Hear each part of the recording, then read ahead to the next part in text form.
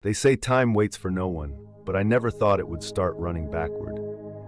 It all began when my grandmother's ancient cuckoo clock, a relic from another era, mysteriously started ticking again after decades of silence. It was the kind of clock with hand-carved wood and intricate details that seemed to tell their own stories.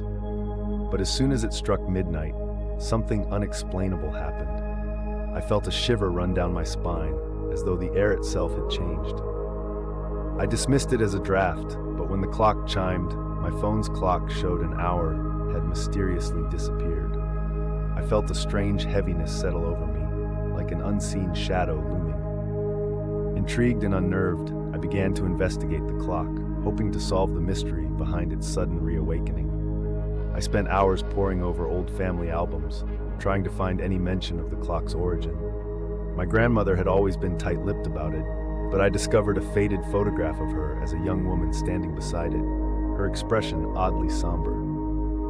In the background, a figure cloaked in shadow seemed to be watching her. As the clock continued to chime each hour, I felt more drained, as if the clock was siphoning my very essence with every sound it made. Determined to put an end to this nightmare, I decided to dismantle the clock.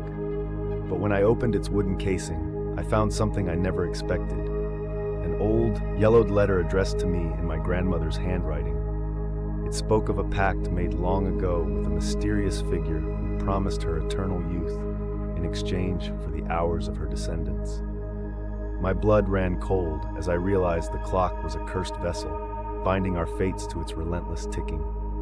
She had warned that breaking it would unleash something far worse than lost time. In a moment of desperation, I smashed the clock with a hammer, hoping to break the curse.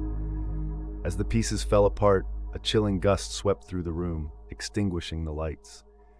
Suddenly, I was enveloped by a darkness that seemed to pulse with a life of its own. In those final moments, as the air grew thick and suffocating, I understood the true horror of my actions. I had not broken the curse, I had merely set it free.